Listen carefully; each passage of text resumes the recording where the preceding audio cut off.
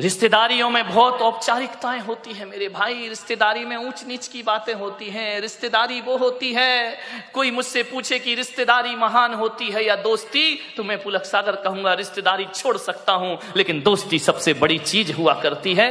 दोस्ती में कुछ ऊंच नीच नहीं होता है। दोस्ती में, रिश्तेदारी में तो रिश्तेदारों से संभल संभल के बोलना पड़ता है। हमको पूछा नहीं, हमारा सम्मान नहीं किया, हमारा, ये रिश्तेदारियों के लफड़े हैं। हम उनके घर गए, हमें पानी को नहीं पूछा। दोस्त ऐसा कभी नहीं कहता है मेरे भाई। दोस्त के मन में ये बातें कभी नहीं आती हैं। रिश्तेदार में बहुत सी रिश्तेदारी निभाना पड़ती है, दोस्ती निभाना नहीं पड़ती। दोस्ती तो जीना पड़ती है, आनंद के साथ दोस्ती जी जाती है मेरे भाई। रिश्तेदार शिकायत से भरे होते हैं।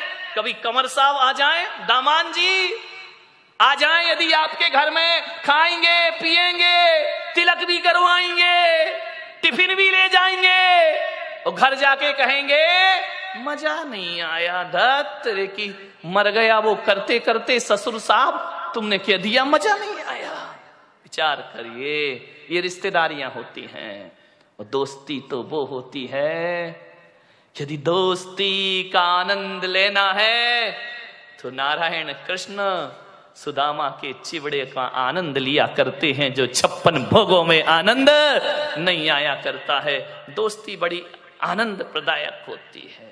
आपसे एक निवेदन है, मैं जहां तक सोचता हूं कि अब्दुल कलाम को यदि गलत संगति मिल जाती तो मेरा पूरा विश्वास है कि अब्दुल कलाम लादेन बन गए होते, और लादेन को अच्छी संगति मिल जाती तो लादेन अब्दुल कलाम बन गया होता। ध्यान रखिए, राम को अच्छी संगति मिली, वो महान हो गए।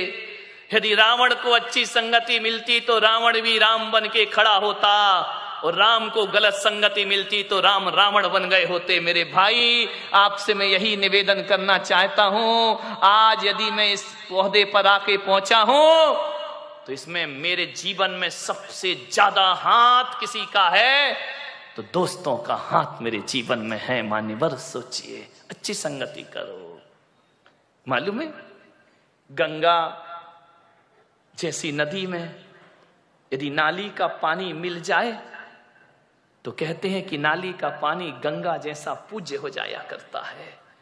गंगा में नाली का पानी मिले तो वो गंगा जल हो जाया करता है, और गंगा जल को यदि नाली में डाल दिया जाए तो वो गंदा जल हो जाया करता है, वो अपवित्र हो जाया करता है। संगति करो तो गंगा जैसों की करो, जहां जाकर के हमारा ये गंदगी में शरीर पवित्र हो जाए। एक कोयले की बोरी में, कोयला जानते हैं, मैला है क्या, बड़ा कठिन है, कोड़सा है, यही कोड़सा, हाँ चलेगा, बहुत कठिन है भाई।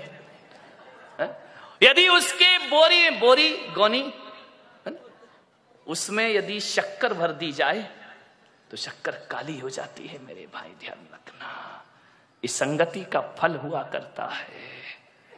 मैं आपसे निवेदन करता हूं, दोस्ती के रिश्ते को पवित्र रखना है, पावन बनाना है, तो जिससे भी दोस्ती का रिश्ता बनाओ, बनाने से पहले एक कब्रिस्तान अपने हृदय के कोने में जरूर बनाना। ध्यान रखना, बाहर के कब्रिस्तान की बात नहीं कर रहा हूं, अपने हृदय के कोने में, अपने मन के कोने में एक कब्रिस्तान जरूर बनाना। और ऐसा कब्रिस्तान जहां हम अपने मित्र की बुराइयों को दफना सके। ध्यान रखिए, उनको जमी दोज कर सके।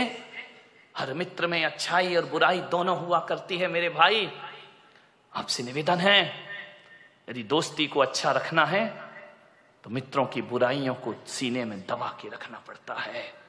ऐसा कब्रिस्तान जहां हम मित्र के दोषों को छिपा सके, बहुत कठिन काम है। प्रशंसा करना बहुत आसान है मेरे भाई, कमियों को छिपाना बहुत कठिन काम हुआ करता है। अरे किसी व्यक्ति में कोई कमी है, उस कमी को यदि छिपाना है तो इतना ही कठिन है जैसे कोई जहर का घूंट पी रहा हो। मेरे भाई, हम दूसरों की कमियों को उजागर बहुत जल्दी करते हैं। दोस्त कैसा होना चाहिए? एक वो होती है ना ढाल, तलवार के साथ। ढाल जो होती है वो हमेशा पीठ के पीछे रहा करती है, पीठ पर लगी रहती है। लेकिन जो ढाल जो पीठ पर है, लेकिन जब उसका दोस्त रणभूमि में खड़ा होता है और जब उस पर तलवारों से आक्रमण होता है तो पीछे की ढाल छाती के सामने आ जाया करती है। दोस्त वैसे ही होना चाहिए कि बुरा अच्छे दिनों में तो दोस्त पीछे रहे, लेकिन बुरे दिनों में ढाल बन करके दोस्त को आगे आना चाहिए, दोस्ती का रिश्ता निभाना चाहिए ढाल बनकर।